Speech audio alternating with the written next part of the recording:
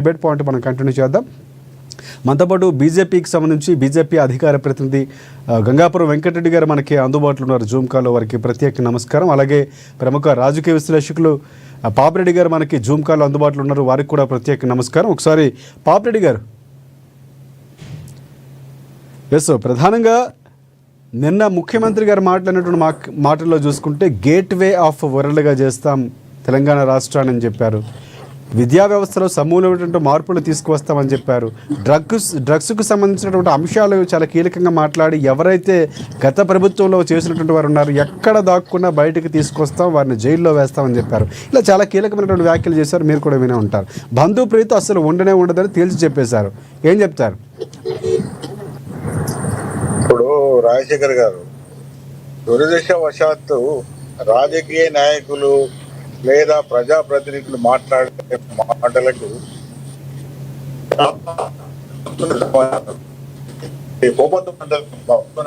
విశ్లేషణ అది లేదు, నాకు అవన్నీ అంటే నమ్మడానికి సిద్ధంగా లేరు.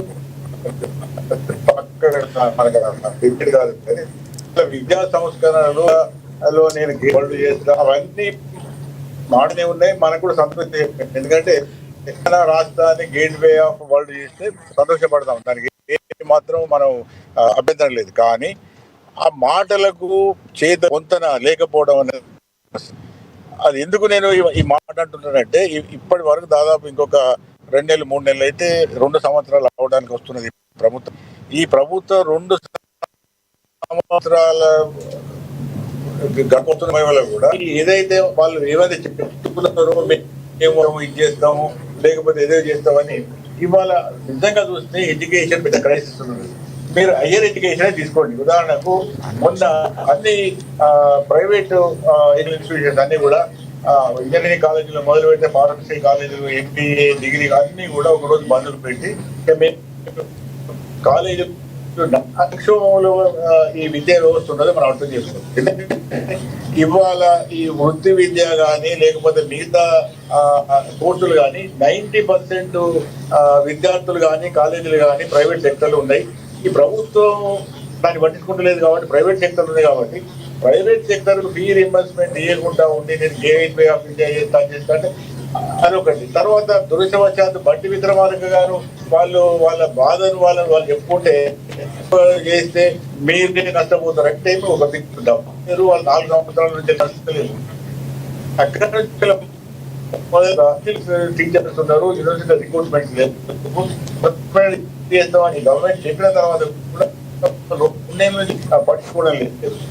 మొన్న ఈ గత 2 నెలల నుంచి వెళ్ళి యూనివర్సిటీకి టీచర్స్ పెన్షన్ కూడా ఇవ్వడం మేము అంటే ఇవి కొన్ని మనుషులు కానీ అంటే వాళ్ళు చెప్పే మాటలకు వాస్తవాలకు చాలా విరుద్ధంగా ఉంటున్నారు. మేము విద్యా చేస్తాం వాళ్ళు చేస్తామంటే అది మాటలతో వచ్చేది కాదు, చేతలతో కావాలి. ఎటువంటి విద్యా సంస్థలు మీరు తీసుకొస్తున్నారు, ఎంత బడ్జెట్ పెడుతున్నారు, ప్రైమరీ ఎడ్యుకేషన్ అంటే స్కూల్ ఎడ్యుకేషన్ లో ఏం చేయదలుచుకున్నారు, హైయర్ ఎడ్యుకేషన్ లో ఏం చేయదలుచుకున్నారు, ఈ ఏదైతే ప్రొఫెషనల్ కోర్సెస్ ఉన్నాయో వాటి మీద ఏం చేయదలుచుకున్నారు, ఏది అన్నది ఏం లేదు చెప్పకుండా ఏం చేయకుండా పెద్ద పెద్ద స్టేట్మెంట్ ఇవ్వడం చెప్పడం మట్టుకే మాత్రం కానీ కాంక్రీట్ గా ఎటువంటి ఫలితాలు ఇంతవరకు ప్రభుత్వం చెప్పలేదు. ఏదో విద్యా కమిషన్ వేసారు, విద్యా కమిషన్ కూడా ఏదో రిపోర్ట్ తయారు చేసిందని దాని మీద మళ్ళీ ఇంకొక కేసీఆర్ కమిటీ ఇవ్వడం జరిగింది. అంటే ఈ కమిటీలతో వేయడము, కాలయాపన చేయడము, అసలు విషయాలను పక్కకు పెట్టడము చేయకపోవడం అనేది జరుగుతున్నది. కాబట్టి నా ఉద్దేశంలో ఈ ప్రభుత్వము మాటలు పక్కకు పెట్టి చేతలు ఏ కొద్దిగా చేతలు వేసినా పర్వాలేదు, పడదాం కానీ ఆ పరిస్థితులు మాత్రం వాస్తవంగా కనబడతలేవు. ముఖ్యమంత్రి గారి మాటలకు చేతలకు ఈ ప్రభుత్వం యొక్క మాటలకు చేతలకు ఎక్కడ కూడా పొందలేదు. విద్యా వ్యవస్థ అస్తవ్యస్తంగా ఉన్నది. సీఎం అసలు విద్యా సమస్యలు ఏవైతే చెప్పుకోవడానికి ఈ ఏదైతే మినిస్ట్రీ ఉన్నదో ఈ శాఖ సీఎం చేతులు, అసలు సీఎం అనేది అందుబాటులో లేడు. మామూలుగా పోయి కనీసమైన సమస్యలు చెప్పుకునే ఏదైతే వీళ్ళు అవకాశం కూడా ఈ ప్రభుత్వం లేకుండా ఉన్నది. ఇంతవరకు ఒక ఎడ్యుకేషన్ ఒక సెపరేట్ గా ఎడ్యుకేషన్ మినిస్టర్ కూడా లేడు. సీఎం గారు ఆయన టైం కూడా పట్టించుకోరు. ఈ మాటలు మాట్లాడుతూ వచ్చేది ఉన్నది. ఇది నాకు నేను బాధ మాట్లాడుతున్నా.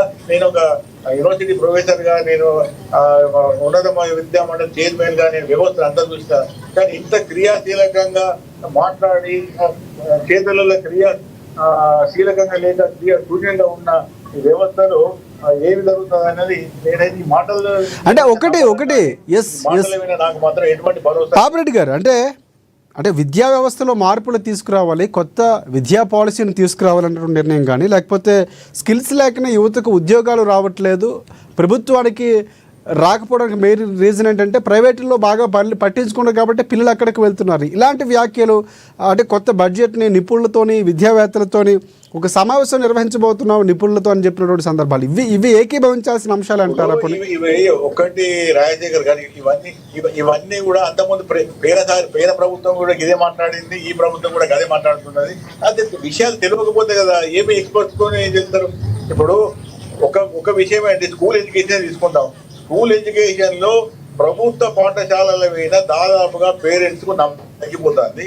తగ్గిపోయి ఇవాళ ప్రైవేటు విద్యా రంగంలో ఉన్న పాఠశాలలో విద్యార్థుల సంఖ్య ఎక్కువ పెరుగుతుంది.